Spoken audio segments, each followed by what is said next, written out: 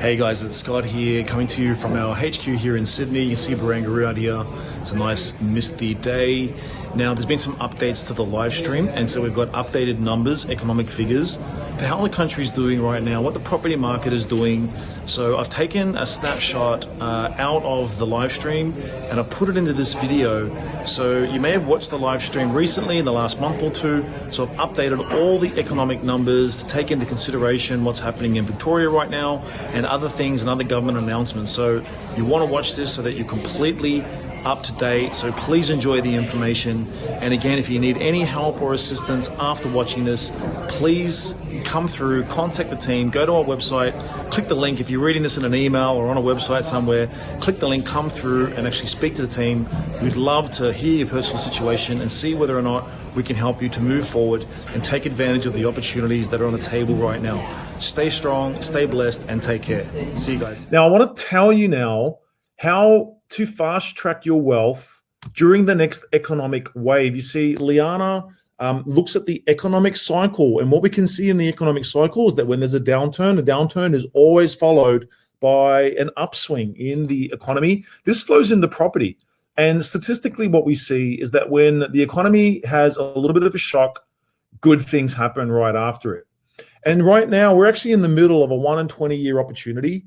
And this 1 in 20 year opportunity actually gives you the chance to get discounted property with guaranteed positive cash flow. This is positive cash flow, which is guaranteed, locked in, contractually locked in. And on top of that, get tax deductions. Plus, in addition to that cash flow, you're going to be able to ride the biggest economic wave we've seen in the recent history. And what can historical fact teach us about economic shock and the booms that follow them? So before we go on to the data, I just actually wanted to check in here with Warren Buffett. And Warren actually said, be fearful when others are greedy, and greedy only when others are fearful. And look, before I got involved in all this property thing, I'd go to these property seminars and stuff, and they'd always quote some Warren Buffett thing, and I'd think, whoa, how cliche, how cheesy. But it's become so true, and I really understand the truth of these words. And it'll become clear to you when we start actually going through the actual numbers. And Liana, do you want to just share this with us, please? Yeah, what Warren Buffett said is actually absolutely true. And in all my time that I've been studying data, property is actually, I've found that property is actually a tool that transfer wealth from the impatient people to the patient people. And actually what I mean is people that actually can block out the noise, can block out the fear mongering, and actually just look at the facts. And they're willing to, when the time comes, when the right time comes, they just jump on it and without hesitation. And that's kind of what happened for myself. It took a long time for me to actually understand the concept and understand it, and actually trust the data and trust the process. And when I jump onto that first opportunity, that really set me up. And over time, you just build the confidence. So that in 2013, when another opportunity comes around, you just pounce on it. So, and the other thing is, historically, this has always been true, is that after every economic shock, there's always been a property boom. So, and people are saying, this pandemic is unprecedented. It's actually not. 100 years ago, we had the Spanish flu, where over 20 million lives were lost. That was unprecedented. And you know what happens after, which is very interesting, because the borders reopened, we had massive population growth, and we had massive property price growth as well, immediately after the pandemic. Now, the second example is as recent example, which is the GFC. And that's where I actually took massive advantage of. I've seen this, I've seen data like that time and time again during, in the middle of the GFC. I've seen that happen time and time again, studying around all the property markets around the world, not just in Australia. And because of that pattern, I realized that was a golden opportunity to jump in, to take advantage of. And the government actually at that time also threw in a lot of incentives to help the economy recover as well, and to help the construction, the property industry in particular. And so I took full advantage of that. I was able to benefit enormously from that. This time around, it's no different. And in fact, the difference is the government has that has introduced unprecedented amount of incentives, of stimulus into the economy, and particularly to the property industry as well. And they still has almost unlimited resources to be able to support us during the lockdown. So you know, Liana, people ask the question, well, the government's got all this stimulus. Can the government actually afford it? Now, if you listen to the media, you think the world's coming to an end, and it's just not true. Now, this is a fact. The Australian government has almost unlimited resources to support us during lockdown and fuel us back into prosperity. And in fact, they've got a plan to do just that. And it's a detailed financial economic plan, which is being released by Treasury. And I'm going to be sharing some of that with you today. Now, our government is in a powerful position to fund lives and livelihoods and fuel prosperity. First of all, let's look at the debt that Australia has, that we have. This is our debt.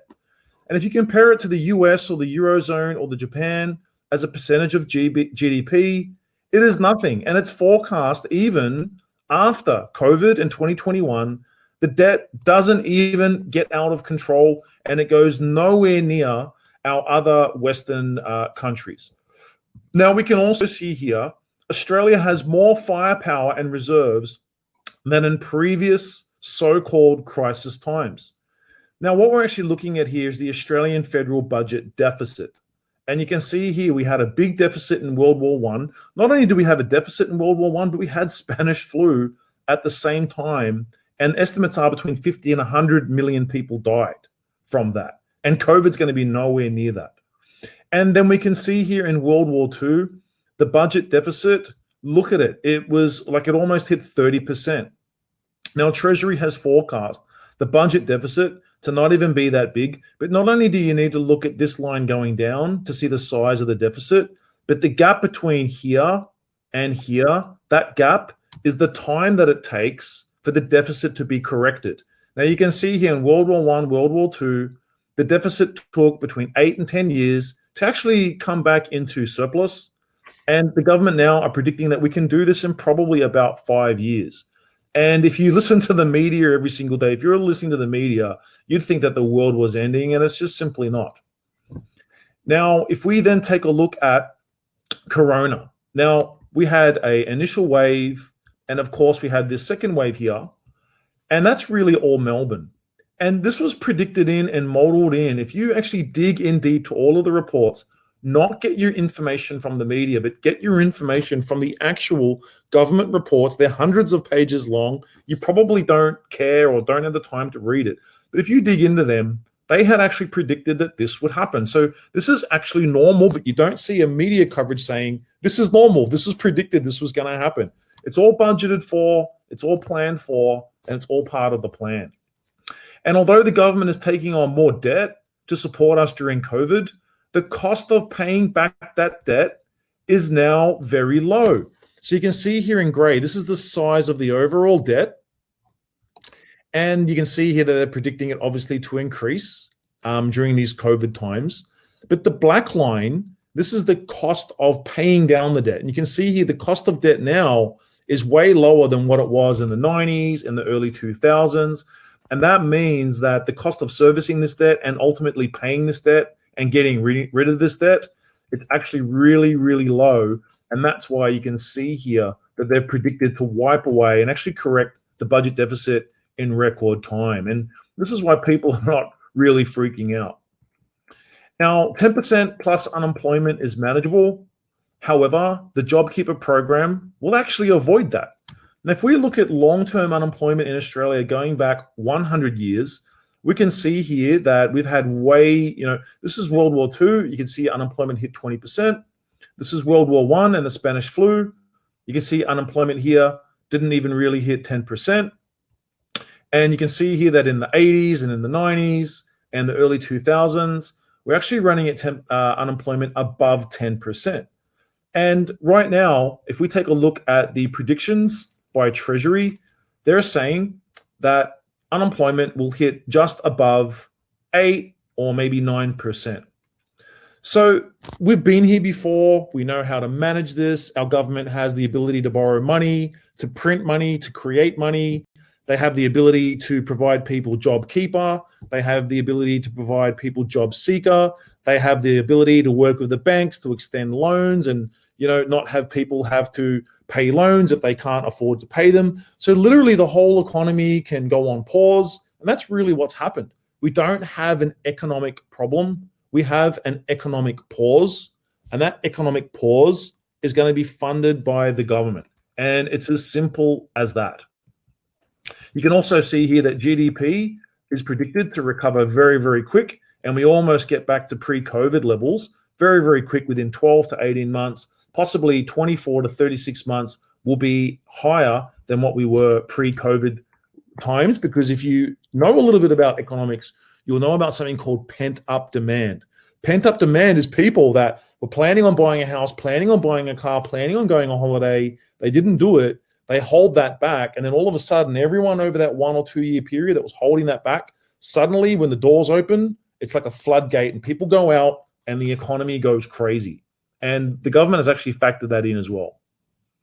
Now, Australia was one of the top economic performers globally during the start of the COVID situation.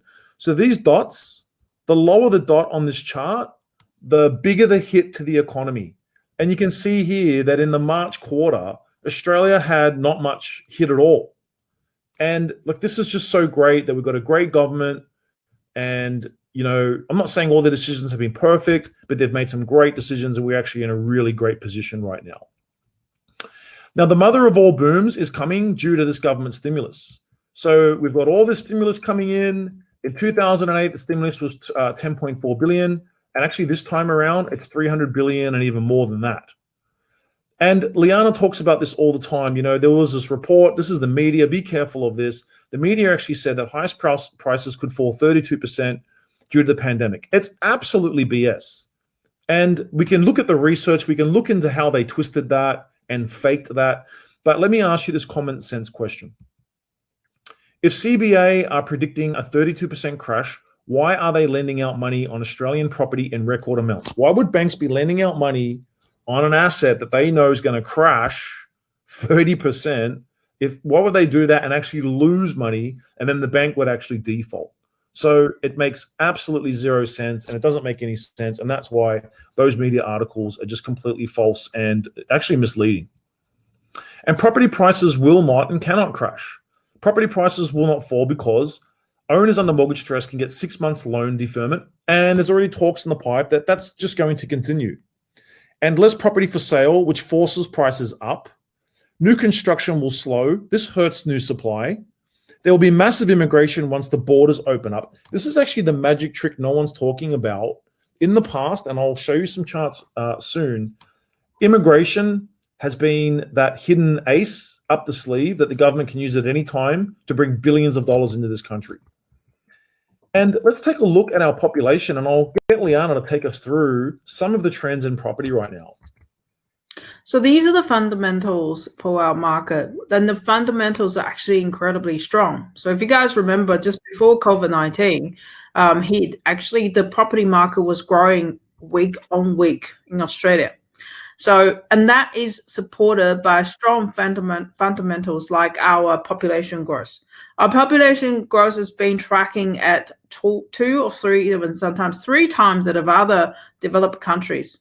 And a lot of it's thanks to immigration. And that's because we have become, in the eyes of the world, one of the most attractive countries to move to. And so that's not going to change. And in fact, coming out of COVID-19, we're going to become even more popular because we're considered to be safe, very safe geographically, very safe in terms of health and all the rest of it. And so that number. Liana, they're saying that migrations, you know, you read the media, like the borders are closed, the borders are closed. What's going to happen to this net migration? Yeah, it's very temporary because the borders closed during the Spanish flu, for example. But when the moment that this is COVID-19 is over, you can see that the government in the past has always used immigration, increased immigration numbers to help the economy recover. They did it during the GFC 2008. They're going to do this again. And so I wouldn't be surprised if as soon as the borders reopen, they're going to encourage immigration numbers, and those numbers are going to go through the roof. And investors actually will return to the market because right now, more than ever, you have investors can take advantage of super high cash flows from the properties because interest rate has been going down. And interest rates been going down for quite a few months now. And if anything, COVID has actually pushed it down even further. So I just wanted to point out, take a look at the red line. This is the investor lending. And investor lending, look at the peaks, and we're at historical lows.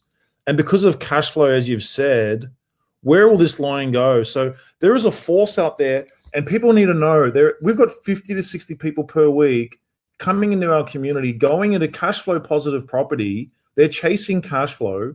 And then this number here, this is increasing every single week. More and more investors are pouring into the market. Right. So on top of that, because of the recently introduced incentives, the government incentives about home builder grant, on top of all the incentives like first home buyers incentives, it's given huge amount of stimulus to first home buyers to actually enter in the market. So if you can look across the board, we won't go into this in great detail, but if you are a first home buyer looking to get into the market right now, you're getting all the first home buyer incentives like stamp duty exemption, like first home owners grant, like the lender's mortgage insurance, the home loan scheme, where you get your lender's mortgage insurance waived. And on top of that, now you can also get the $25,000 home builder grant as well as a first home buyer. It will easily add up to about $80,000, $90,000, depending on the state that you are in. So we have a lot of first home buyers coming into the market, and we have a lot of investors coming into the market as well, chasing super cash flow. So we have a lot of demand. And then if we look at the supply side of things, it's the opposite story. So supply has been declining over the past 2 or 3 years, even before COVID-19. So since about 2017, 2018, we've seen a 30 to 40% drop off in the supply of new housing and new constructions.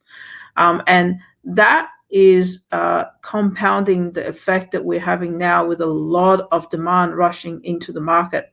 So even before COVID-19, ANZ did this study and projected there was going to be a cumulative shortage of about 250,000 dwellings coming into COVID-19. This is across the whole country. And this is why that going into COVID-19, which the supply has been further suppressed and demand has been increased because of lower interest rates and because of government incentives, we are going to go into a situation of massive shortage of housing, and therefore that will push the property prices up post COVID-19.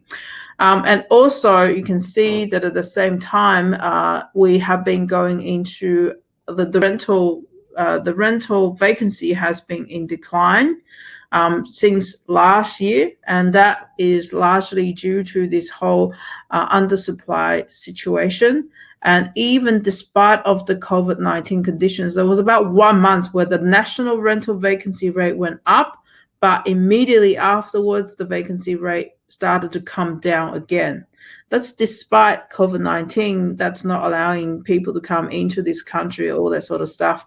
Rental vacancy rate is still trending down. We've also entered a period of very low interest rates, and some people ask, why is interest rate so low? Well, there's a whole lot of reasons. So number one, Reserve Bank has dropped the interest rate to 0.24%, and that actually puts downward pressure. That has actually drive interest rate down. Now, the other thing they also did is immediately after they actually purchased $90 billion of government bonds, which is actually injecting more money into the economy, which means it puts more downward pressure on interest rates.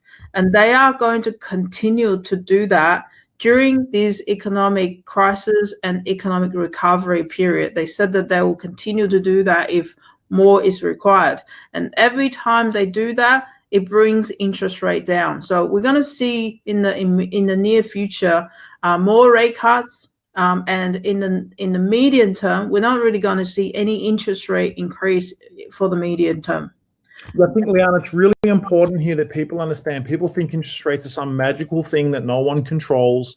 The government has complete 100% control of interest rates, and they don't raise them to hurt people or hurt the economy.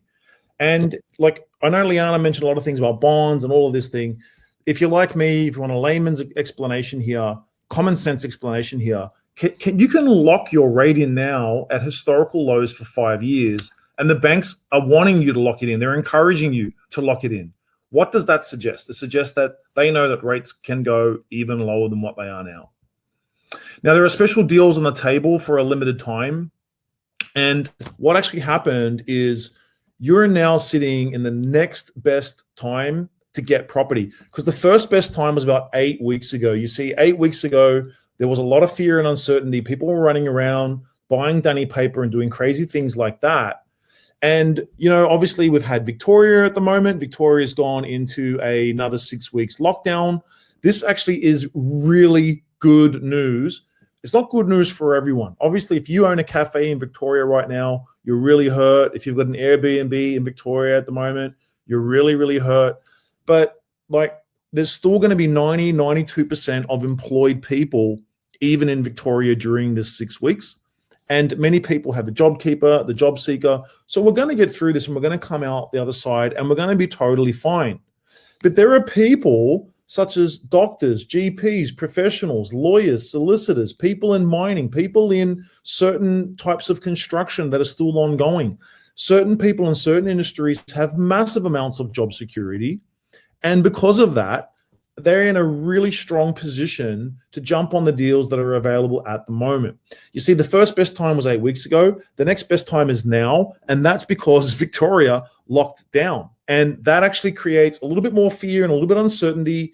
Remember, when the majority of the market, as Warren Buffett said, when the majority of people have more fear and more uncertainty, the deals become better. Now, to let you know, because Liana and I are always out there putting together the best property deals for our clients, we actually found that about 2 weeks ago, all of the deals that we did 8 weeks ago, they evaporated and prices went back up 20 to 30 grand.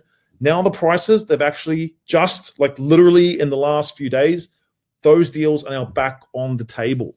So it's a really, really good time. It is the best time potentially in the next 10 years to get into the market. So you can get rental guarantees now, you can get discounts, rebates, special inclusions, special access to the best properties. And you can actually follow this proven method. And the proven method is investing in property, utilizing research to have predictive power to know where to invest. That's so important. Being part of a community so that we can actually get discounts as a group. Now, when you ring up and try and get a discount on your own, that's pretty hard. But when Liana and I ring up and we try and get a discount on behalf of 20, 30, 100 people, we can get some really good deals. And in addition to that, we've got a way to guarantee your rent and also how you can have caring mentors, a caring team to take you through this whole thing.